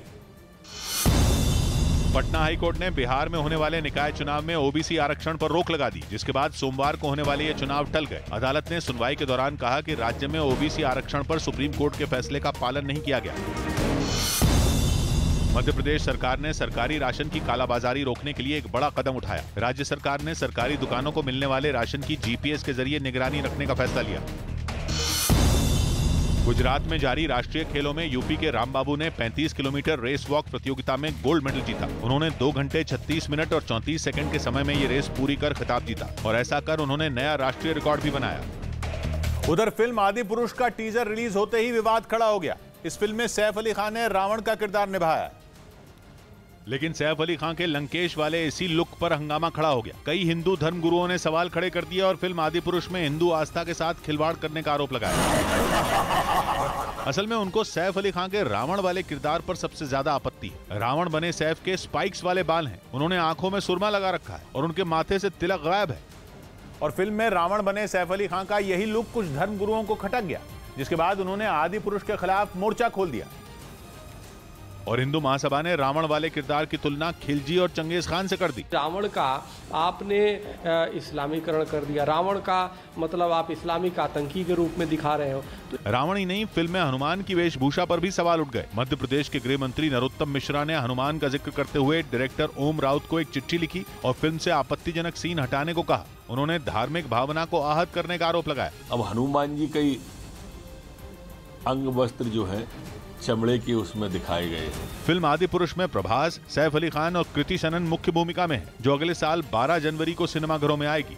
इस बीच जंग में यूक्रेन की खुलकर मदद करने वाले इलॉन मस्क के साथ सोशल मीडिया पर जेलेंस्की की टक्कर हो गई। मस्क ने जंग को खत्म करने का एक प्लान सोशल मीडिया पर डाला, जिसके बाद हंगामा मच गया। और ऐसा हंगामा मचा कि जेलेंस्की ने मस्क पर निजी हमले शुरू कर दिए। 7 महीने से यूक्रेन के लिए मस्क का इंटरनेट वरदान बना हुआ है। मस्क की कंपनी स्टारलिंक के इंटरनेट के जरिए यूक्रेन ने कई अहम मौकों पर बढ़त बनाई, लेकिन सोशल मीडिया पर मस्क के कुछ बयान जेलेंस्की को खटक गए। जेलेंस्की को लगने लगा है कि इलॉन मस्क पाला बदल रहे हैं। शुरुआत मस्क के एक पीस प्लान के साथ हुई। शांति लाने के लिए ये प्लान इलॉन मस्क ने बनाया और सोशल मीडिया पर पोल शुरू कर दिया। लोगों से पूछा गया कि वो इस समाधान के हक में हैं या नहीं। झगड़ा मस्क के पोल से नहीं बल्कि उनके प्लान से ही था, क्योंकि इलॉन मस्क के पीस प्लान में ऐसा लग रहा था जैसे उन्होंने यूक्रेन का साथ छोड़ दिया हो और वो अचानक पुतिन के समर्थक हो गए हों। इसलिए जेलेंस्की ही नहीं बल्कि उनके समर्थकों ने भी इलॉन मस्क के खिलाफ मोर्चा खोल दिया। यहां तक कि यह भी दावा कर दिया कि उनकी कंपनी टेस्ला की गाड़ी यूक्रेन का कोई नागरिक नहीं खरीदेगा। मतलब ये कि जंग में अब तक जिस इलॉन मस्क के सहारे वो रूस से टक्कर ले रहे थे, एक झटके में वो यूक्रेन का दुश्मन बन गया। इलॉन मस्क का सुझाव उन 4 जगहों के लिए था जहां पुतिन ने जनमत संग्रह करवाया। मस्क ने सुझाव दिया कि संयुक्त राष्ट्र की निगरानी में वहां फिर से वोटिंग कराई जाए, जिससे दूध का दूध और पानी का पानी हो जाए। जबकि दूसरा सुझाव ये था कि क्राइमिया पर रूस का कब्जा मान लिया जाए। बाद में इलॉन मस्क ने ये तक कह दिया कि आखिरकार तो इसी फैसले के साथ जंग का अंत होना है। देखना यह है कि तब तक कितने सैनिकों की जान जाती है। लेकिन मस्क के इस फैसले को मानने का सीधा मतलब यह था कि यूक्रेन की जमीन पर रूस के दावे की पड़ताल करना, यानी रूस के उस दावे को सही मान लेना कि यूक्रेन के रहने वाले लोग रूस के समर्थक हैं। यही वजह है कि ट्विटर पर मस्क के इस पोल ने हंगामा खड़ा कर दिया। जेलेंस्की के समर्थक ही नहीं, बहुत से लोग दावा करने लगे कि मस्क और पुतिन के बीच कोई गुपचुप डील हुई है। और जेलेंस्की की टीम के कुछ लोगों ने तो मस्क के लिए सोशल मीडिया पर गालियां लिखनी शुरू कर दी। खुद जेलेंस्की ने एक पोल शुरू कर दिया। लोगों से पूछा कि उन्हें कौन से इलॉन मस्क पसंद है, रूस के समर्थक या यूक्रेन के समर्थक। तब तक मस्क भी समझ चुके थे कि उनके पीस प्लान की वजह से आग लग चुकी है। उन्होंने खुद जवाब दिया कि वो अब भी इस जंग में यूक्रेन के ही समर्थक हैं। जेलेंस्की और इलॉन मस्क के बीच विवाद लंबा चला। इसमें कई लोग कूदे। एक दूसरे पर व्यक्तिगत प्रहार तो हुए ही, मस्क की कंपनियों के बॉयकॉट तक की बात हो गई। लेकिन इतना तय हो गया कि मस्क और जेलेंस्की के बीच रिश्तों में गहरी खाई पड़ चुकी है। यानी जंग में मस्क की भूमिका पहले से ज्यादा अहम होने वाली है। अगर मस्क ने जंग में पाला बदल लिया तो जेलेंस्की को बड़ा झटका लग सकता है। इधर गुजरात के वडोदरा में हुए हादसे में 10 लोगों की जान चली गई। गुजरात के वडोदरा में एक भीषण सड़क हादसे में 10 लोगों की मौत हो गई, जबकि कई लोग घायल हो गए। इस हादसे पर प्रधानमंत्री मोदी ने ट्वीट कर दुख जताया और मारे गए लोगों के परिवारों को 2-2 लाख की आर्थिक मदद देने का ऐलान किया। खबर है कि राजस्थान कांग्रेस में जारी घमासान के बीच सीएम गहलोत ने मंत्री प्रताप सिंह खाचरियावास को तलब किया। बताया गया कि दोनों नेताओं के बीच काफी देर तक बातचीत हुई। असल में एक दिन पहले सचिन पायलट ने खाचरियावास से मुलाकात की थी, जिसके बाद से ही उनके पाला बदलने की अटकलें लगनी शुरू हो गई थी। अब बातें हुई, अब क्या हुई वो बताने के लिए दिल्ली के पास गुरुग्राम के मेदांता अस्पताल में भर्ती मुलायम सिंह यादव की हालत अब भी नाजुक बनी हुई है। उनकी तबीयत पर डॉक्टरों की टीम लगातार नजर बनाए हुए है। उधर पश्चिम बंगाल में हावड़ा के गैरेज में अचानक भीषण आग लगने से अफरा तफरी मच गई। देखते ही देखते आसमान में काले धुएं का गुबार छा गया, जिसकी खबर मिलते ही दमकल कर्मियों ने मोर्चा संभाल लिया और आग बुझाने में जुट गए। लेकिन आग इतनी विकराल हो चुकी थी कि कुछ ही देर में पूरा का पूरा गैरेज उसकी भेंट चढ़ गया, जिसमें वहां खड़ी कुछ गाड़ियां जलकर राख हो गई। लपटों पर काबू पाने के लिए दमकल कर्मियों ने पहले तो सड़क के दूसरी तरफ से पानी की बौछार शुरू की, लेकिन जब उनकी इन कोशिशों के बावजूद आग शांत नहीं हुई तो उन्होंने गैरेज का दरवाजा तोड़ दिया। घंटों की कड़ी मशक्कत के बाद आखिरकार आग को बुझाने में कामयाबी हासिल हो सकी। इस दौरान वहां लोगों की भी भीड़ जमा हो गई, जिनमें कुछ लोग इस घटना का वीडियो बनाने लगे। हालांकि हावड़ा के डोमजुट थाने के गैरेज में आग किस वजह से लगी इसका पता नहीं चल पाया। इस बीच खबर है कि यूरोप और अमेरिका को पुतिन एक और बड़ा झटका देने वाले हैं। दावा है कि कच्चा तेल एक्सपोर्ट करने वाले देशों का संगठन ओपेक जल्द ही तेल का उत्पादन कम करने का ऐलान कर सकता है। और अगर ऐसा हुआ तो कच्चे तेल की कीमतों में एक बार फिर आग लग जाएगी। ओपेक ने इससे पहले भी कच्चे तेल का उत्पादन कम करने का ऐलान किया था। उस वक्त इन देशों को दुनिया में मंदी का खतरा सताने लगा था। माना जा रहा है कि एक बार फिर मंदी की आफत इन देशों को करीब दिखने लगी है। इसीलिए कच्चे तेल का उत्पादन कम करने का ऐलान किया जा सकता है।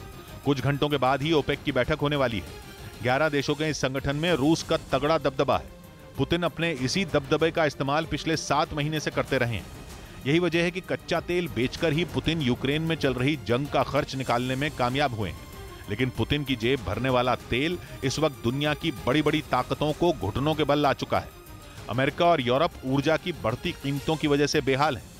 कच्चा तेल इंपोर्ट करने वाले दुनिया के तमाम देशों में महंगाई बड़ी चुनौती बन रही है।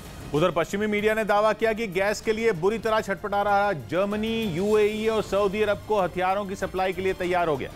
मतलब यह कि जर्मनी ने अपनी ऊर्जा जरूरतों को पूरा करने के लिए खाड़ी देशों के आगे सरेंडर कर दिया, क्योंकि रूस से गैस की सप्लाई पूरी तरह ठप हो चुकी है और हर गुजरते दिन के साथ जर्मनी में हालात बिगड़ते चले जा रहे हैं। दावा किया जा रहा था कि गैस की किल्लत की वजह से जर्मनी में कई कारखाने बंद हो चुके हैं। जर्मनी के सामने सबसे बड़ी चुनौती आने वाली सर्दियां हैं, क्योंकि सर्दियों में लोगों को अपने घरों को गर्म रखने के लिए गैस की जरूरत पड़ती है, जिसकी सप्लाई रूस ने बंद कर दी है। इसीलिए पिछले कई महीनों से जर्मनी रूस की गैस का विकल्प तलाश रहा है। इसी बीच अपनी ऊर्जा जरूरतों को पूरा करने के लिए 24 सितंबर को जर्मनी के चांसलर ओलाफ शोल्ज ने खाड़ी देशों का दौरा किया और इस दौरे के दौरान उन्होंने यूएई, सऊदी अरब से एनर्जी डील की। लेकिन दावा किया जा रहा है कि इस डील के बदले जर्मनी, यूएई और सऊदी अरब को हथियारों की सप्लाई करेगा, जिसे उसने 2018 में रोक दिया था। उस वक्त जर्मनी ने यमन युद्ध में शामिल होने और जमाल खशोगी की हत्या के बाद यूएई और सऊदी अरब को हथियारों के निर्यात पर पाबंदी लगा दी थी। दावा ये किया जा रहा है कि अपनी ऊर्जा जरूरतों को पूरा करने के लिए जर्मनी ने सऊदी अरब और यूएई पर लगाए गए प्रतिबंधों को खत्म कर दिया। मतलब ये कि जर्मनी को इन 2 देशों से गैस की सप्लाई की जाएगी और इसके बदले जर्मनी इन दोनों को आधुनिक और ताकतवर हथियार देगा, क्योंकि जर्मनी को ये बात अच्छी तरह से पता है कि बिना गैस के उसकी अर्थव्यवस्था औंधे मुंह गिर जाएगी। इधर सीबीआई ने देश भर में 100 से ज्यादा जगहों पर छापे मारे। सीबीआई ने साइबर क्राइम पर नकेल कसने के लिए ऑपरेशन चक्र के तहत दिल्ली, पंजाब और राजस्थान समेत 105 जगहों पर छापेमारी की। बिहार के मुजफ्फरपुर में दुर्गा पूजा से लौट रही एक नाबालिग लड़की के गैंगरेप का मामला सामने आया, जिसके बाद पुलिस ने एक आरोपी को गिरफ्तार कर लिया। 2029 में होने वाले एशियन विंटर गेम्स की मेजबानी सऊदी अरब करेगा। उधर जम्मू के डीजी जेल हेमंत कुमार की हत्या के मामले में एक आरोपी की गिरफ्तारी हो गई। दावा किया गया कि उनके घर में काम करने वाले नौकर यासिर ने ही उनकी हत्या की साजिश रची। उसने मौका पाकर डीजी हेमंत कुमार को मौत के घाट उतार दिया और फिर वहां से फरार हो गया, जिसकी तलाश में जुटी पुलिस की टीमों ने जम्मू का चप्पा चप्पा खंगाल डाला और आखिरकार वो पाकिस्तान की सीमा के करीब कानाचक सेक्टर के पास एक खेत में पकड़ा गया। जानकारी के मुताबिक डीजी जेल हेमंत कुमार लोहिया उदयवाला इलाके में मौजूद अपने दोस्त के घर पर थे, जहां खाने के बाद उन्होंने यासिर से उनके पैरों की मालिश करने को कहा। इसके लिए वो दोनों एक अलग कमरे में गए, जहाँ यासिर ने कांच की बोतल से उनका गला काट दिया, उनके ऊपर हमला किया और बार बार उसमें जो है वो शार्प एज्ड वेपन के साथ उनके ऊपर अटैक किया।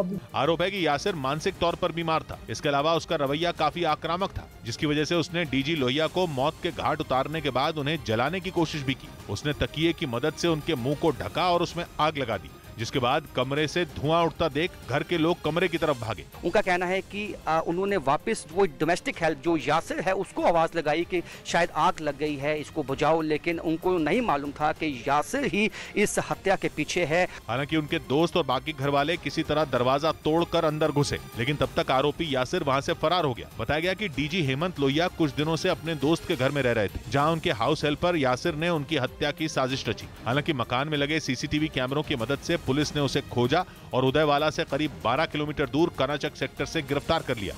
इस बीच यूएई की नई वीजा नीति लागू हो गई, जिसे अप्रैल में वहां की कैबिनेट ने मंजूरी दी थी। आपको बताते हैं यूएई के नए वीजा नियमों से जुड़ी पूरी खबर क्या है। क्या है यूएई के वीजा का नया नियम? पहले वहां टूरिस्ट वीजा 30 दिन का होता था, यानी 1 महीने का, लेकिन अब टूरिस्ट वीजा 60 दिनों के लिए दिया जाएगा। क्यों पड़ी यूएई को बदलाव की जरूरत? यूएई को लग रहा है कि नियमों में ढील देकर दुनिया भर से ज्यादा निवेश खींचा जा सकता है और टूरिज्म के जरिए ज्यादा कमाई की जा सकती है। कैसे ये नए नियम खास हैं? क्योंकि पहली बार ऐसा होगा जब यूएई पहुंचने के लिए किसी होस्ट या स्पॉन्सर की जरूरत नहीं होगी, लोग सीधा वीजा के लिए आवेदन कर पाएंगे। कौन इस वीजा नियम का फायदा उठा पाएंगे? सबसे बड़ा फायदा तो वो उठाएंगे जो इन्वेस्टर हैं, रिसर्चर हैं या कोई वर्किंग प्रोफेशनल हैं। ऐसे लोग अब नौकरी या किसी काम की तलाश करने के लिए भी वीजा ले पाएंगे। कब से लागू होंगे नए नियम? इन नियमों पर यूएई की कैबिनेट ने अप्रैल में मोहर लगाई थी, जो 3 अक्टूबर 2022 से लागू हो गए हैं। अब वीजा के नए नियमों के तहत ही आवेदन किया जा सकता है। कहां होगा यूएई के नियमों का सबसे बड़ा असर? यूएई में 35 लाख भारतीय रहते हैं। 35 लाख का मतलब है वहां की आबादी का करीब 30%। इसलिए वीजा के आसान नियमों का सबसे बड़ा फायदा भारत को ही होगा। उधर तुर्की में यूक्रेन का रक्षक माने जाने वाला जंगी जहाज तैयार हो गया। 2 दिन पहले इस्तांबुल में यूक्रेन के राष्ट्रपति जेलेंस्की की पत्नी की मौजूदगी में 326 फीट लंबे इस वॉरशिप को लॉन्च किया गया था। और इस कार्यक्रम के दौरान जेलेंस्की की पत्नी ने ही इस जंगी जहाज को समंदर में उतारने के लिए हरी झंडी दिखाई थी। तुर्की को 2 जंगी जहाज यूक्रेन को सौंपने हैं, लेकिन कहा जा रहा है कि 2024 से पहले उनकी सप्लाई नहीं हो पाएगी। यानी साल भर से ज्यादा वक्त है जब ये वॉरशिप यूक्रेन की सेना में शामिल हो पाएंगे। ऐसे में रूस से जारी जंग के बीच जेलेंस्की के लिए इंतजार की घड़ी बढ़ गई, क्योंकि अगर ये जंगी जहाज युद्ध के बीच यूक्रेन की फौज का हिस्सा बन जाते हैं तो उसे रूस के खिलाफ बहुत बड़ा हथियार मिल सकता है।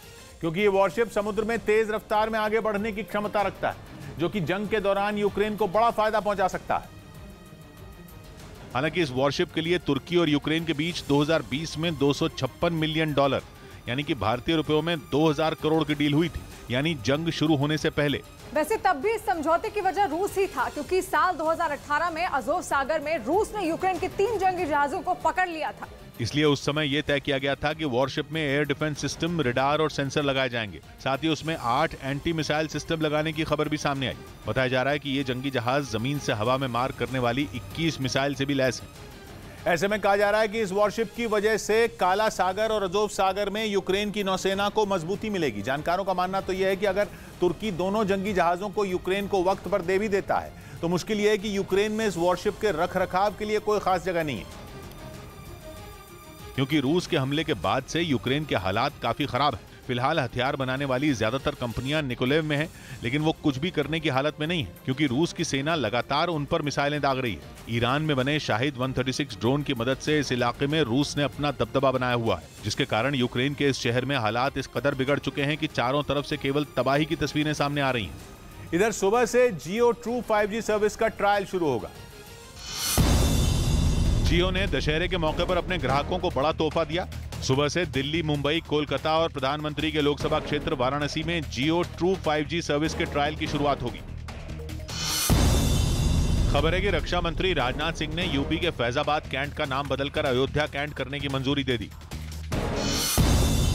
महाराष्ट्र के पुणे में एक तेज रफ्तार बेकाबू कार सड़क किनारे बनी दुकानों में घुस गई। इस हादसे में कार में बैठे 2 लोगों की मौत हो गई।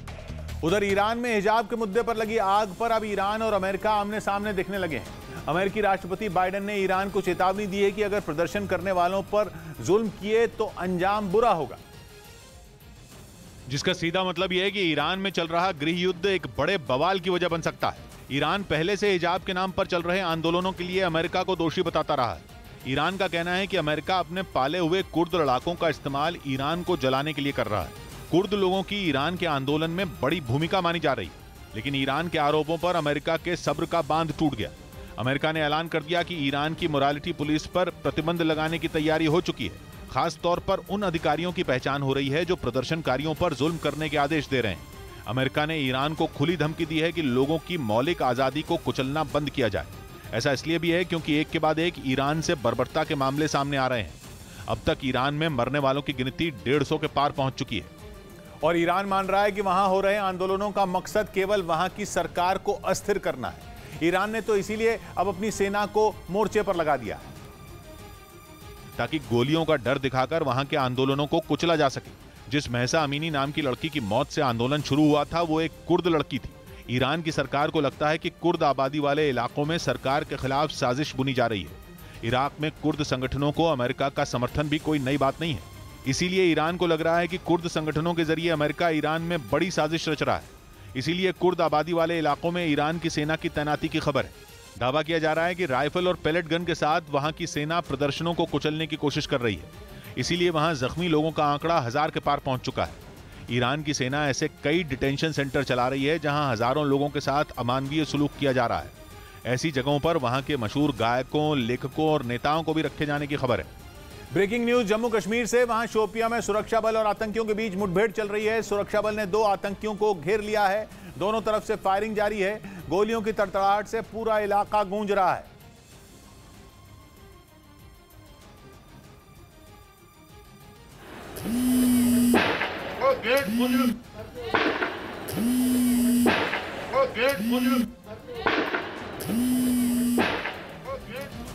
रिफात हमारे साथ जुड़ रहे हैं। रिफात, क्या पता चल रहा है?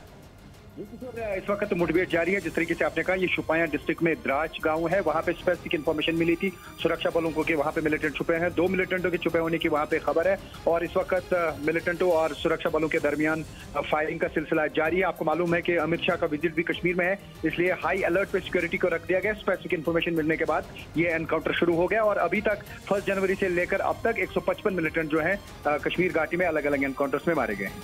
शुक्रिया रिफात आपका। इधर पीएम मोदी ने जंग पर जेलेंस्की से चर्चा की। प्रधानमंत्री मोदी और यूक्रेन के राष्ट्रपति जेलेंस्की के बीच फोन पर बात हुई। इस दौरान प्रधानमंत्री ने बातचीत के जरिए जंग को खत्म करने की अपील दोहराई। दिल्ली के पास गाजियाबाद में एक मकान में एलईडी टीवी में धमाका हो गया, जिसमें एक बच्चा समेत 4 लोग घायल हो गए। यूपी के आजमगढ़ में पुलिस और बदमाश के बीच एक मुठभेड़ हुई, जिसमें पुलिस ने लूट के मामले में फरार एक आरोपी को गिरफ्तार कर लिया। उत्तराखंड के बाजपुर में एक तेज रफ्तार डंपर बेकाबू होकर सड़क के किनारे गड्ढे में गिर गया। बताया गया कि ये डंपर वहां अवैध खनन के काम में लगा हुआ था, जिसकी वजह से इस हादसे के बाद उसका ड्राइवर मौके से फरार हो गया। उधर यूक्रेन के खिलाफ युद्ध में जाने से पहले रूस की सेना में शामिल हुए लोगों को ट्रेनिंग दी गई और यह सिलसिला तब शुरू हुआ जब पुतिन ने कुछ दिन पहले सैनिकों की संख्या बढ़ाने का ऐलान किया था, जिसके बाद वहां के लोगों ने ट्रेनिंग में बढ़ चढ़कर हिस्सा लेना शुरू कर दिया। रूस की सेना की तरफ से इसका एक वीडियो भी जारी किया गया, जिसमें पुतिन की सेना में शामिल हुए लोग यूक्रेन से लोहा लेने के लिए जोरदार तैयारी करते दिखाई दिए। ट्रेनिंग ले रहे लोग पहाड़ की ऊंची नीची जमीन पर तोपों और टैंकों से हमले करते नजर आए।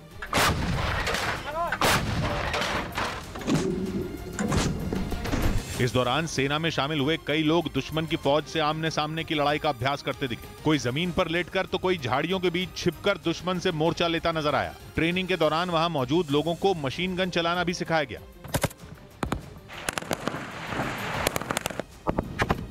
वहीं कुछ जवान लॉन्चर में गोला लोड करते दिखाई दिए। इसके बाद इशारा होते ही उन्होंने लॉन्चर से ताबड़तोड़ गोले बरसाए। इस बीच खबर है कि जंग के डर से लाखों लोग रूस छोड़कर तुर्की भाग रहे हैं, जिसकी वजह पुतिन का वो फैसला है जिसमें उन्होंने जरूरत पड़ने पर रूस के लोगों को जंग में भेजने का ऐलान किया था। और इसी के बाद से वहां हर रोज हजारों लोगों के रूस छोड़ने की खबर सामने आ रही है। दावा किया गया कि रूस से जान बचाकर भागने वालों की बड़ी तादाद तुर्की में जाकर बस रही है। तुर्की के विदेश मंत्रालय के मुताबिक इस साल करीब 30 लाख लोग तुर्की पहुंचे हैं। हालांकि इनमें वो लोग भी शामिल हैं जो घूमने फिरने के लिहाज से तुर्की गए थे, लेकिन कितने लोग रूस छोड़कर तुर्की में आ बसे, इसके बारे में तुर्की की सरकार साफ साफ कहने से कतरा रही है। ऐसा इसलिए क्योंकि जंग की शुरुआत से ही तुर्की रूस के खिलाफ खुलकर बोलने से बचता रहा है। क्योंकि भले ही तुर्की नेटो का सदस्य हो, लेकिन गैस के लिए पूरी तरह से वो रूस पर निर्भर है। यही वजह है कि वो रूस पर सीधा हमला करने से अब तक बचता आया। यहाँ तक कि उसने अमेरिका और यूरोपियन यूनियन के लगाए प्रतिबंधों के वक्त भी किनारा कर लिया था, लेकिन फिर भी रूस से भागने वालों की पहली पसंद तुर्की ही है, क्योंकि उन्हें ये भरोसा है कि नेटो का सदस्य होने के नाते वो लोग वहां पुतिन के खौफ से बचे रहेंगे। यही वजह है कि रूस से भागकर हजारों लोग तुर्की में शरण ले रहे हैं, जिसके बाद वहां घर खरीदने और किराए पर घर लेने वाले रूसी नागरिकों की तादाद में जबरदस्त इजाफा हुआ है। उधर पश्चिमी मीडिया ने दावा किया कि पुतिन अब अपनी ही सेना के अधिकारियों पर कहर बरपा रहे हैं। बताया जा रहा है कि सैनिकों की कमी और जंग लंबी खिंचने से पुतिन नाराज हैं और इसीलिए अब उनका गुस्सा अपने ही सेना के अधिकारियों पर फूट रहा है। खबर है कि रूस इस तरह जवानों की कमी से जूझ रहा है कि वो अपने आम लोगों को यूक्रेन जंग में भेजने को मजबूर हो गया और इसी बात का वहां के लोग खुलकर विरोध कर रहे हैं, क्योंकि बिना युद्ध की ट्रेनिंग के जिस तरह लोगों को लड़ने के लिए भेजा जा रहा है वो उन्हें मौत के मुंह में धकेलने जैसा है। इतना ही नहीं, दावा है कि अब पुतिन उन लोगों को भी जंग में भेज रहे हैं जो मैदान में लड़ने लायक ही नहीं है। खबर है कि जब एक सैन्य अधिकारी ने इसी बात का विरोध करते हुए अनफिट लोगों को घर वापस भेज दिया तो पुतिन बुरी तरह भड़क गए और बिना वक्त गंवाए उस अधिकारी को सेना से बाहर का रास्ता दिखा दिया।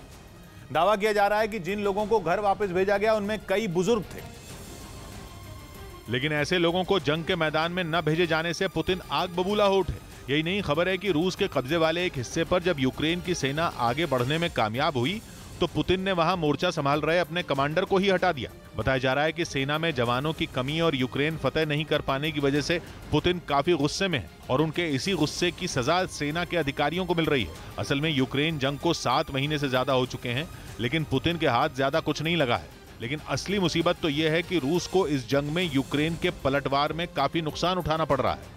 यूक्रेन का दावा है कि उसने अब तक रूस के 60,000 से ज्यादा सैनिकों को मार गिराया। माना जा रहा है कि जवानों की इसी कमी को पूरा करने के लिए पुतिन ने आम लोगों को मैदान में उतारने का प्लान बनाया था, जो फेल हो रहा है। अना की गांठ में जकड़े हुए हैं, अना की गांठ में जकड़े हुए हैं, वो मुर्दों की तरह अकड़े हुए हैं। सौगात की एक बात कही बेचैन ने, उखाड़े न कहीं जड़ से ये हमको, जो मुद्दे आज जड़ पकड़े हुए हैं।